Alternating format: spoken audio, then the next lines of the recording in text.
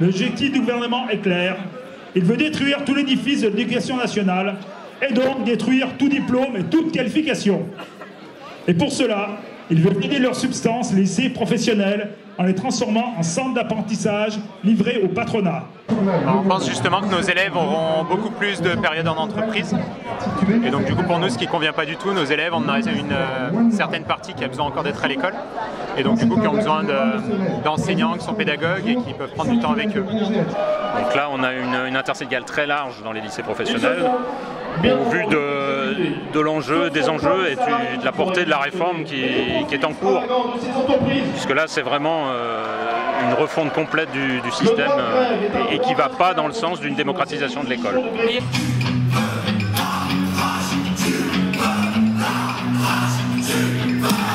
Avec cette réforme, il veut augmenter le temps de 50% de stage en entreprise. Il veut instaurer des stages dès la 5e, c'est inadmissible. Une demi-journée par semaine. C'est autant de cours en moins. Pas d'école, pas de République. Pas de lycée pro, pas de République. Et pas de diplômes nationaux, donc pas de convention collective. L'idée du gouvernement, c'est d'augmenter de façon sensible les périodes de stage en entreprise, ce qui nous pose problème parce que ça sera autant de temps en moins en cours dans les lycées,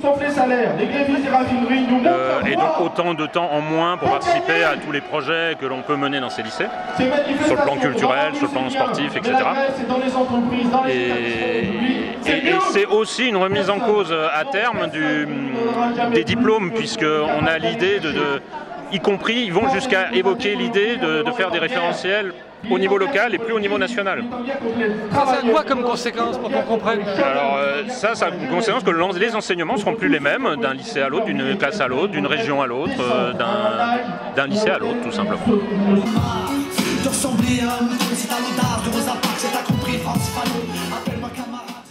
Ultra-libéral, si jamais on en doutait, qui a été décidé uniquement par le gouvernement.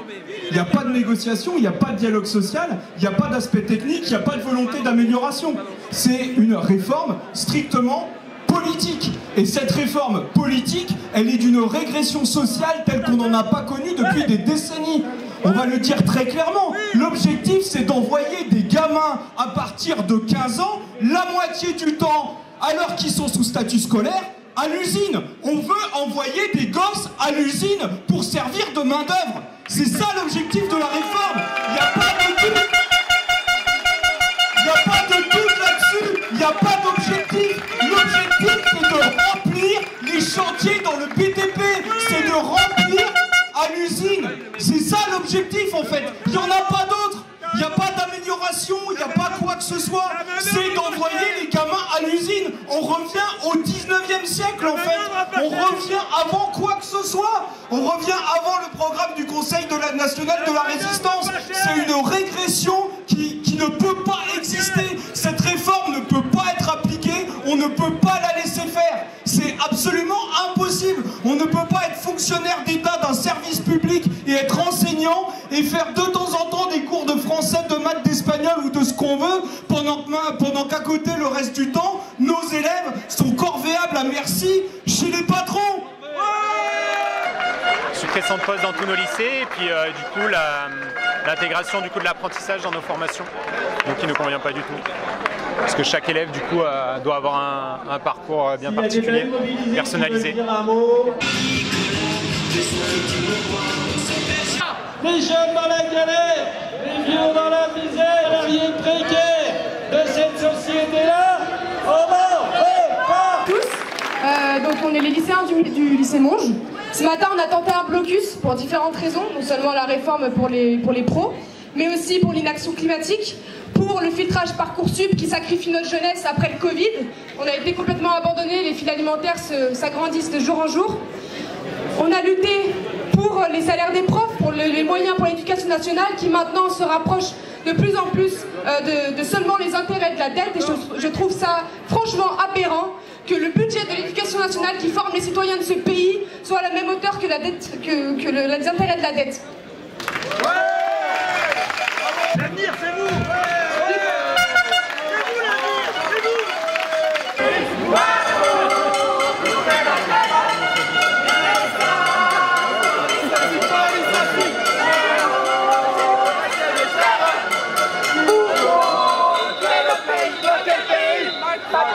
Trop de spécialistes de certains médias et même de dirigeants de certaines organisations syndicales nous balancent que la question des salaires est à traiter en interne dans les entreprises par le dialogue social. Pour eux, la convergence des luttes interprofessionnelles est un mythe. Pour eux, l'État n'a aucun pouvoir. La carte des formations sera revue. Enfin, il est question de la revoir en la liant complètement aux besoins des entreprises du bassin. Comme si les lycéens professionnels n'avaient pour vocation que de travailler dans le bassin, quoi.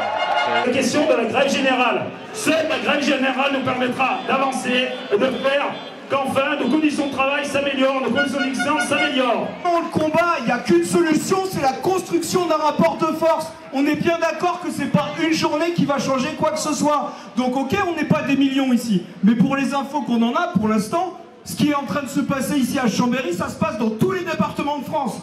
Dans tous les lycées pro, dans toutes les sections d'enseignement professionnel, il y a eu des heures d'information syndicale, voire des AG. Les collègues sont mobilisés même s'ils ne sont pas là. Donc il ne faut pas lâcher le morceau. C'est une lutte qu'il va falloir tenir sur la durée et il va falloir rien lâcher. Et il va falloir s'opposer à tout. Il nous reste des moyens, il faut les utiliser. On remplit des fiches de sécurité et de santé au travail. On pose des heures d'info, on se réunit en AG et on n'accepte rien de ce que va imposer la hiérarchie. Cette réforme ne peut pas passer. L'école n'est pas une entreprise, les élèves ne sont pas une marchandise. Pour eux, la convergence des luttes interprofessionnelles est un mythe. Pour eux, l'État n'a aucun pouvoir. Les dégâts du dialogue social sans rapport de force. La revalorisation médiane des salaires en 2022 atteint péniblement 2,5%. Le pouvoir d'achat des ménages, cette année, a baissé de 2%. Ne parlons pas d'augmentation de salaire, mais de simple revalorisation. En ne représentant que 57% du PIB, la part des salaires dans la valeur ajoutée n'a jamais été aussi faible. Dans les années 80, elle s'élevait à 66%. C'est bien le coût du capital qui handicape notre économie. Que Fleur Serrier refusera et combattra de toutes ses forces toute réforme des retraites qui aurait pour objectif d'allonger l'âge de départ de la retraite. 62 ans, c'est déjà trop. 65 ans, c'est inacceptable. Organisons des AG dans les boîtes, dans les syndicats quand ils existent, pour valider collectivement le cahier de revendications et les moyens d'action à mettre en place pour le satisfaire. La grève ne doit plus être un sujet tabou, ni les caisses de solidarité. Tous ensemble, nous avons les moyens d'obliger le patronat à s'asseoir aux tables de négociation pour répartir autrement les milliards du profit. La grève reconductible des ouvriers des raffineries nous montre le chemin. Salut!